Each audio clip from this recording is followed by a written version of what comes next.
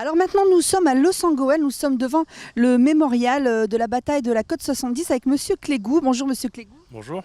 Alors Monsieur Clégou, vous êtes le conducteur de travaux de ce chantier qui devrait se terminer en août prochain. C'est ça, oui, tout à fait, aux alentours du 22 août 2017. Donc c'est un mémorial commandé par une association de Canadiens. Oui, c'est ça, c'est un mémorial qui a été commandé par le Hill 70 Committee, qui est une association canadienne qui se finance leur mémorial en honneur de la bataille qui a eu lieu ici du 5 au 10 août 1917. Donc ce mémorial se compose de quoi? Il y a un amphithéâtre, il y a un obélisque. En fait, on est passé tout à l'heure par il y a l'entrée qui passe par les murs commémoratifs et le kiosque. Ensuite, une balade piétonne qui nous amène à la place de l'amphithéâtre qui est là en contrebas.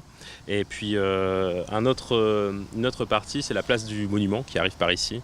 Monument Hill, ils appellent ça, donc avec un obélisque de 14 mètres de haut, la place du monument.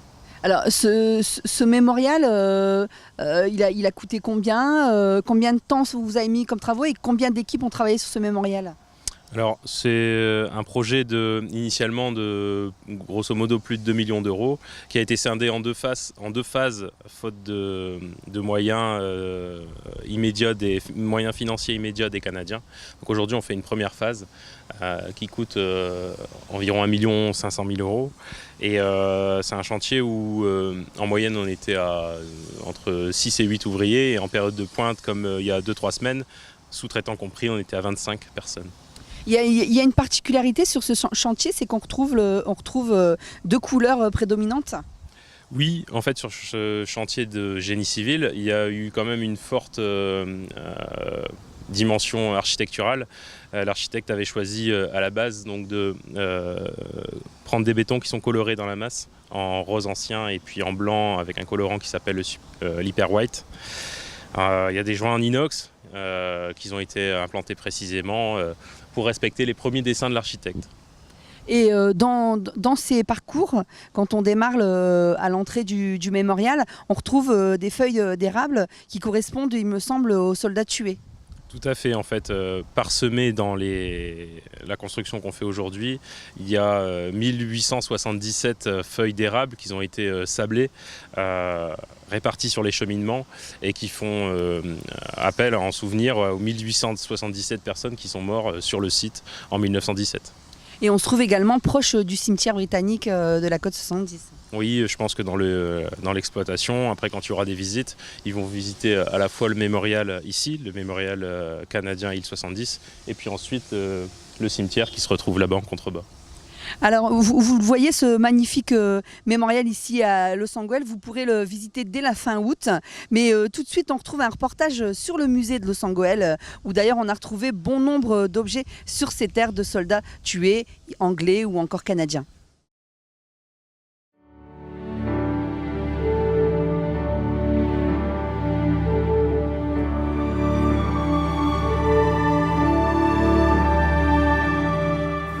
Alors cet endroit, si vous voulez, c'est moi je dirais quand même c'est un miracle. Un miracle parce que tout au départ, tout vient des objets que j'ai pu trouver quand j'ai construit ma maison. Et tout ça, ça m'a rappelé un petit peu pour moi toute ma jeunesse qui s'est passée à Liévin. Alors à Loos-en-Gohelle, si vous voulez, en 1984, ils ont créé les Goéliades. Alors quand il y a eu les Goéliades, si vous voulez, moi j'ai exposé en bas ce que j'avais ramassé dans les champs avec son fait. Alors, à ma grande surprise, tous les Loossois qui venaient me voir en me disant « Ben oui, mais Fredo, t'es d'accord, mais moi, j'ai ça, ce que tu fais voir, moi, je l'ai déjà trouvé. Ben oui, qu'est-ce que vous avez fait avec? Ben, on l'a mis à la poubelle, mais moi, j'ai conservé. Je ne sais pas pourquoi, mais j'ai conservé. Mais je croyais que ça avait une importance.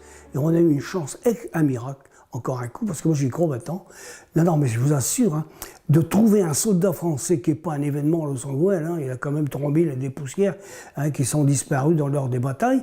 Et là, soldat français avec quelque chose d'inouï, dans son portefeuille, un stylo. Alors, un stylo à réservoir d'encre, imaginez-vous, qui venait de 1914. Ça, c'était une jeune histoire de fou.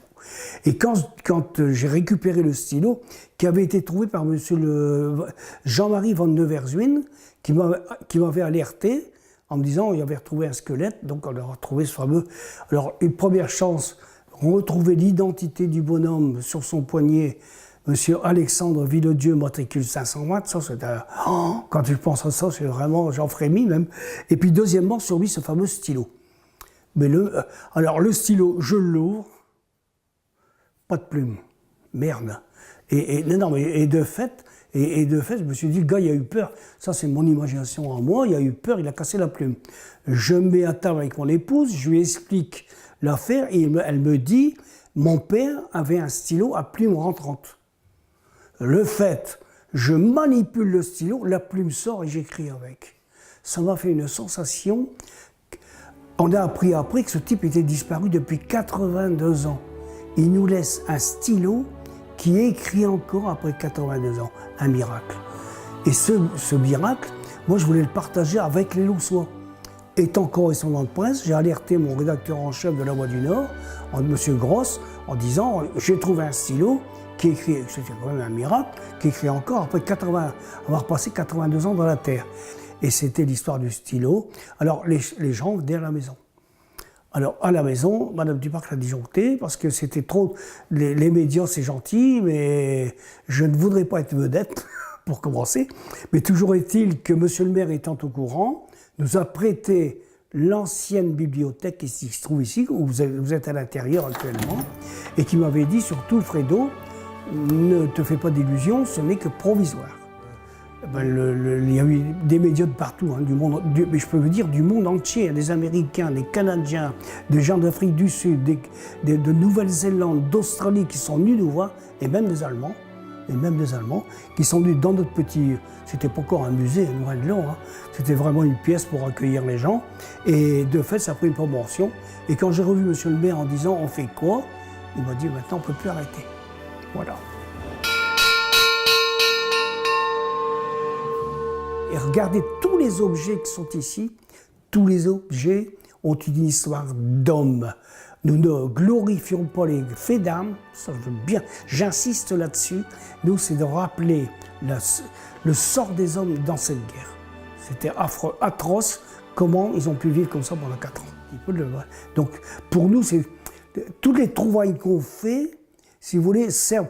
Par exemple, ce fusil que vous voyez là, c'est le témoignage de la bataille du 9 mai 1915 par les Français. Et ce fusil, incroyable mais vrai, donc c'est toujours dangereux.